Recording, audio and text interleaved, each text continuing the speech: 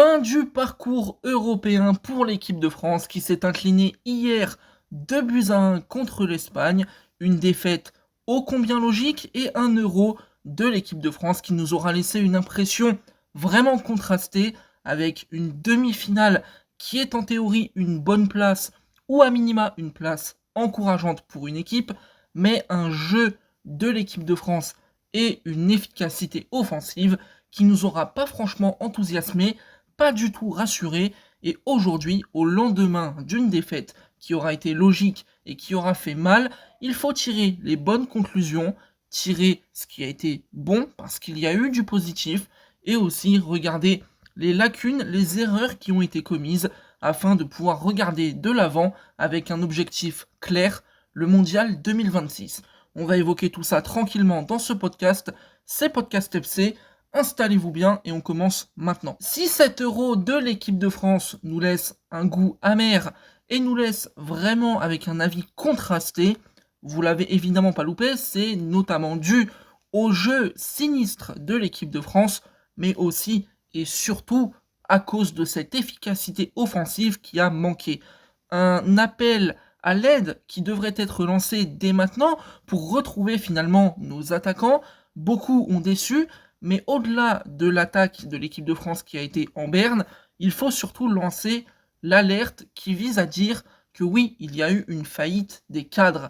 Les cadres de cette équipe de France n'ont pas su répondre présent et ont été particulièrement décevants. Et quand je parle des cadres, je vais cibler des hommes assez clairs. Didier Deschamps, qui a été bien sûr le chef de file de cette équipe, c'est le sélectionneur, c'est lui qui fait ses choix de groupe, c'est lui qui compose les tactiques avec son staff, qui donne des consignes, qui choisit le jeu qu'il met en place. Et aujourd'hui, Deschamps a failli à sa mission, l'Euro a été raté et il emporte la responsabilité, il l'a lui-même dit hier soir. Il faudra assumer ces erreurs-là, il faudra aussi noter ce qui a été mal fait pour pouvoir le corriger et avancer par la suite, avec ou sans Deschamps. Je ne vais pas lancer le débat dans ce podcast-là, mais on pourrait légitimement se poser la question. Deschamps a failli, il s'est trompé, et j'ai même une impression perso qu'il a même perdu son groupe. Alors ça pose forcément beaucoup de problèmes, et Didier Deschamps s'est planté parce que notamment ses cadres joueurs, eux aussi, ont lâché. Antoine Griezmann n'a pas été au niveau de ce qu'il a pu montrer auparavant, et au niveau de son statut, il n'a aussi, d'après moi, pas fait les efforts nécessaires pour le groupe. Il a beaucoup marché, il s'est pas forcément trop impliqué collectivement à mon sens. Il y a aussi, bien évidemment, eu Kylian Mbappé, que je ne vais pas louper, qu'on ne peut pas pardonner pour cet euro qui a été encore raté, parce qu'il avait raté le précédent, et là il se loupe à nouveau. Il y a eu le problème du masque, il y a eu d'autres choses qui ont été évoquées, mais au bout d'un moment, Kylian Mbappé a été le premier, il y a quelques années, à demander des responsabilités. Alors voilà, donnons-lui ses responsabilités et qu'il les assume enfin. D'ailleurs, il l'a un petit peu fait en fin de match au niveau de la rencontre avec la presse. Il a évoqué qu'il avait raté sa compétition, mais on ne lui demande pas finalement que d'assumer d'avoir loupé sa compétition. On lui demande également d'assumer un niveau de performance suffisamment élevé. Kylian Mbappé a raté son euro dans le jeu, dans la finition et aussi dans l'attitude. Ça a été particulièrement compliqué. Il a finalement plutôt été un problème pour cette équipe de France plutôt qu'une solution. Lui qui est en théorie un des meilleurs joueurs du monde, si ce n'est le meilleur, lui qui est le capitaine et qui est censé représenter quelque chose de supérieur dans cette équipe de France. Il s'est planté, ça n'a pas été le seul, j'ai envie de viser aussi Olivier Giroud qui n'a pas eu le plus grand des temps de jeu, mais voilà, quand il est rentré en jeu, malheureusement, Giroud n'a pas su se montrer efficace.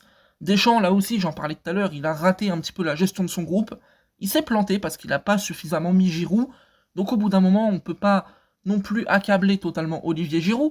Mais oui, c'est vrai que sportivement, il n'a pas su faire, entre guillemets, des miracles. Il n'a pas su répondre aux attentes quand il est rentré en jeu.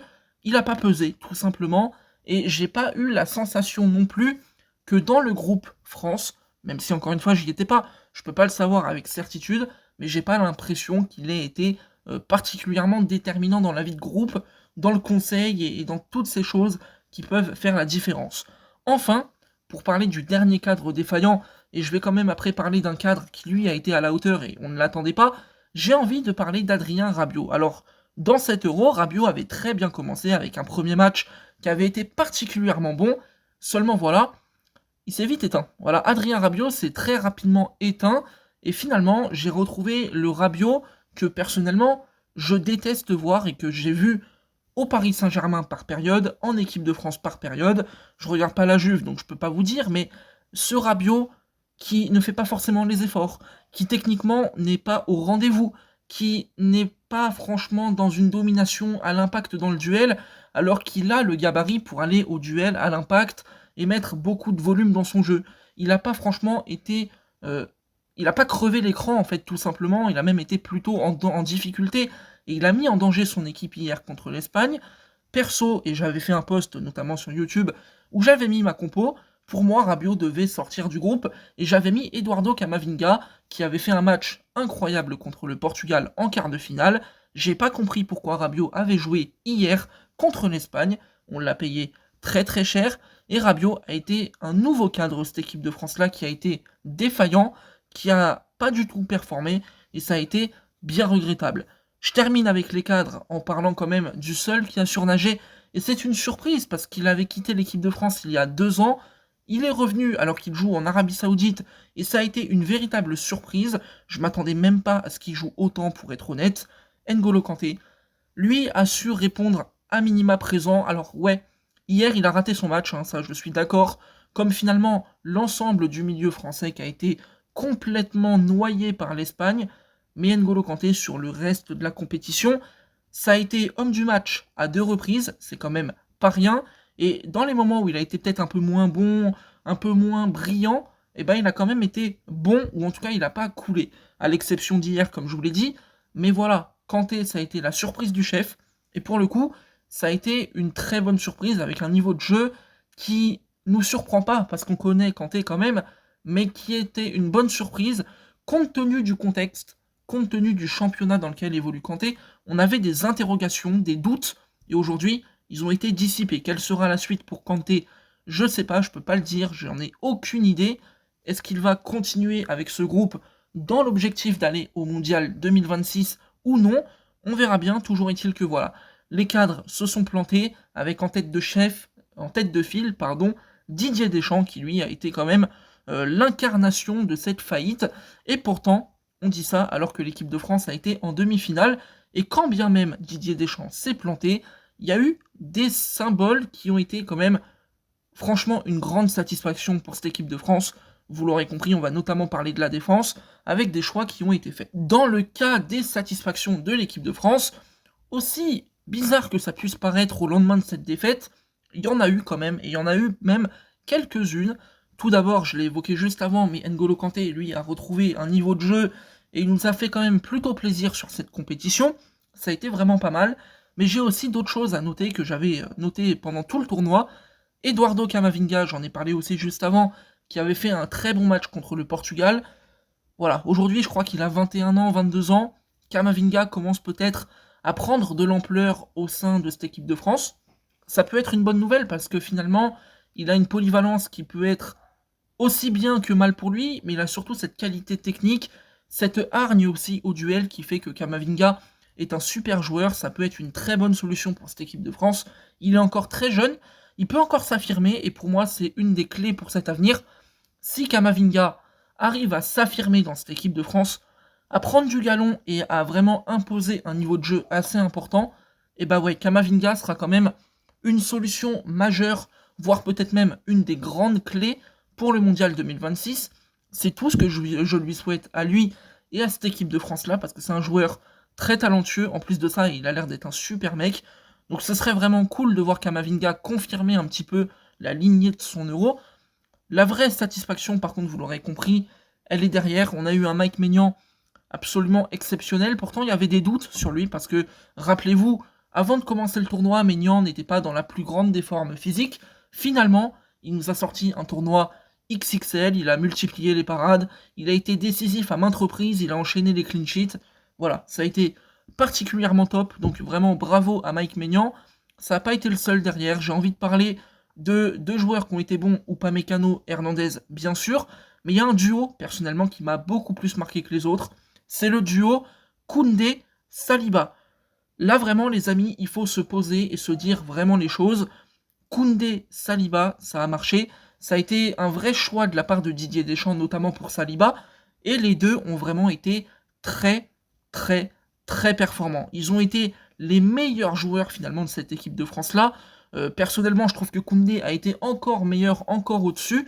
Mais vraiment, Koundé et Saliba, ça a donné une totale satisfaction. L'un à droite, l'autre dans l'axe. Et franchement, on peut quand même saluer Didier Deschamps sur une chose, mettre Saliba titulaire. Alors on ne l'attendait pas forcément parce que la tendance avant le tournoi c'était plutôt de voir Konaté ou Upamecano et finalement Deschamps a eu le courage quelque part de lancer William Saliba. Saliba qui donc a été très performant, qui a enfin confirmé sous le maillot de l'équipe de France son statut et son talent, ses qualités. C'est un super défenseur, on le sait, depuis Saint-Etienne, il a confirmé à Marseille. Aujourd'hui, il s'est complètement imposé à Arsenal et en Première Ligue. Voir William Saliba titulaire en équipe de France, moi ça me remplit de bonheur personnellement. Et de le voir à ce niveau-là, j'ai envie de dire quasiment impérial, c'est encore plus incroyable. Et finalement, on a peut-être trouvé cette charnière centrale de l'équipe de France. William Saliba, aujourd'hui, est un joueur qui a clairement tout gagné dans l'Euro. Il a été très performant, comme Jules Koundé, mais Koundé lui était déjà installé. Saliba avait tout à gagner ou alors tout à perdre. Il a tout gagné, il a été très bon, encore une fois je le redis et je le répète, mais j'insiste, parce qu'il faut vraiment le dire et le saluer. Et voilà, Saliba a peut-être gagné sa place pour la suite. Une place pour la suite à gagner, c'est aussi peut-être le cas d'un Parisien, vous l'aurez compris, Bradley Barcola. Alors j'ai vraiment pas compris par contre pourquoi il avait si peu joué, parce que Barcola a lui aussi fait un excellent Euro. D'ailleurs je vais me confier par rapport à Barcola. À l'origine, au moment où je voulais lancer cette chaîne, la première vidéo, le premier podcast, était consacré à Bradley Barcola, et justement au fait, est-ce qu'il va faire l'Euro ou est-ce qu'il ne va pas le faire? Et c'était ça le sujet. Malheureusement, j'ai pas pu avoir les intervenants que je voulais. Je voulais vraiment faire intervenir des gens qui l'ont côtoyé à l'Olympique Lyonnais, des éducateurs, tout ça. J'ai pas eu l'occasion, j'ai pas pu. Donc voilà, malheureusement, je ne peux qu'en parler aujourd'hui. Mais Barcola a été très bon dans la lignée de sa saison au Paris Saint-Germain. Son parcours, lui, aura été très rapide. Il a eu une explosion fulgurante. Il a fait les 6 bons mois à l'OL. Il a rejoint le PSG.